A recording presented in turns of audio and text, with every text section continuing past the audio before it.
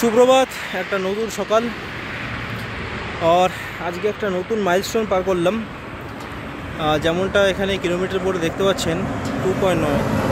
এতদিন পর্যন্ত আমি হাইয়েস্ট 2.8 পর্যন্ত কভার করেছি, কিন্তু আজকে 2.9 পর্যন্ত এসেছি দৌড়ে।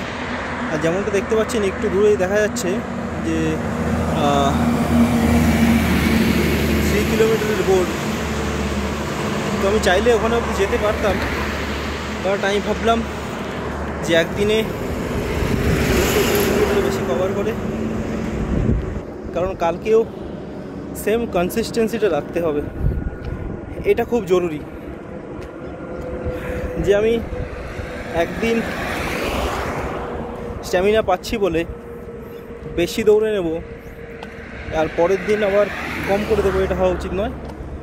আপনি যেই মাইলস্টোন পর্যন্ত গেছেন, পরবর্তী দিন থেকে আপনাকে সেই মাইলস্টোনটা অন্তত পক্ষে কমপ্লিট করতেই হবে। এটা খুব জরুরি। আর বিশেষ ইম্পর্টেন্ট বিষয়, গতকাল সন্ধ্যে 8টার সময়, রাত 8টার সময় প্রধানমন্ত্রী নরেন্দ্র মোদীজির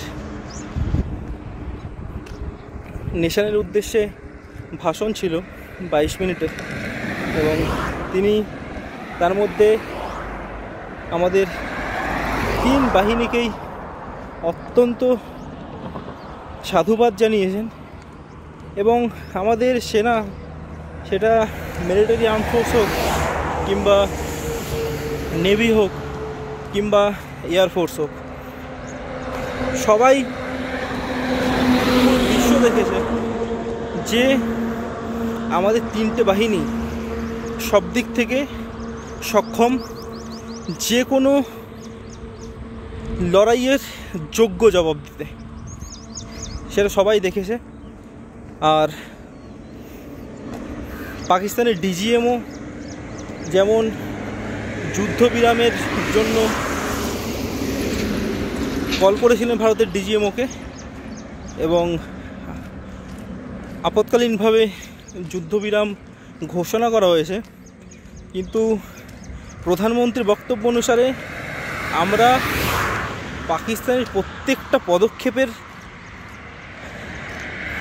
সার্ভে করব, যাচাই করব নিরন্তর, এবং কোনো রকম কোনো ভুলচুক দেখা দিলে আমরা তার যোগ্য জবাব দিতে প্রস্তুত।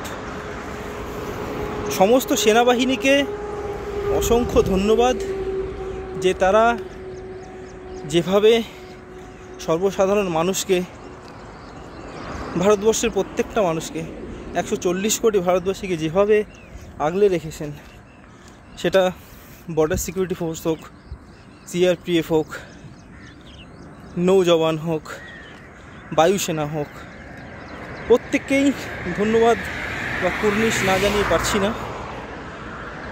তারা সত্যি অসম্ভব সুন্দর কাজ করেছেন, এবং ভারতের প্রত্যেকটা বাহিনী সবসময় সব দিক থেকে প্রস্তুত থাকে, তার একটা যোগ্য জবাব দিয়েছে। অপারেশন সিন্দুর এখানে স্থগিত করা হয়েছে, এবং তার মানে এই নয় যে এটা সম্পূর্ণভাবে বন্ধ হয়ে গেছে। যেরকমটা প্রধানমন্ত্রী জানিয়েছেন যে আমাদের যদি কোনো সময় পাকিস্তানের সাথে কথা হয়, কথা শুধু দুটো বিষয় নিয়েই হবে। এক হচ্ছে টেররিস্ট নিয়ে, যে একটা দেশ কী করে টেররিস্টদের আশ্রয় দেয়, তাদের ফান্ডিং দেয়, এবং দ্বিতীয় যদি কথা কোনো কিছু হয়, সেটা হলো পাকিস্তান অকুপায়েড কাশ্মীর অর্থাৎ পিওকে নিয়েই হবে।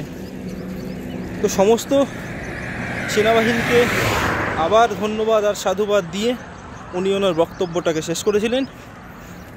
আর আজকে একটা রৌদ্রকরজ্জ্বল সকাল, উঠে পড়েছি 5:45 ডট টাইমে।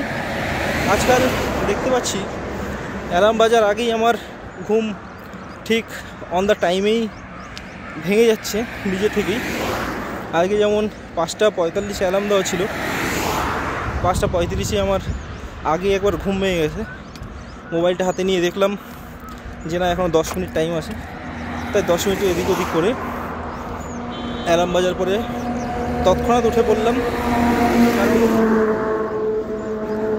এই কদিন রৌদ্রের তাপ খুব প্রচণ্ড, আর যখন রোদ্দুর উঠে যায়, যেরকমটা আপনি দেখতে পাচ্ছেন, এখন বাজে সকাল 6:38, কিন্তু এই রোদ্দুর দেখে আপনি বুঝতে পারবেন না যে এখন 6:38 বাজে।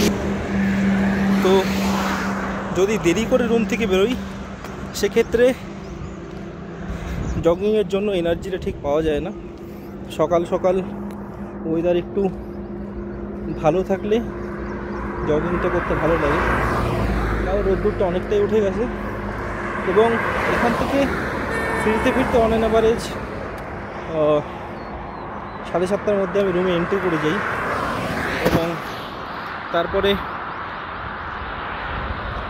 রুমে গিয়ে প্রথমে ডিটক্স ওয়াটার খাবো, এবং দুপুরের জন্য ওটসের খিচুড়ি বানানো হবে, এবং সকালে 2টো রুটি সহযোগে তরকারি খাওয়া হবে, আর দুপুরে ওটসের খিচুড়ি নিয়ে যাওয়া হবে, এবং দুপুরবেলা একটা দই নিয়ে আসা হবে, সেটাকে খাওয়া হবে।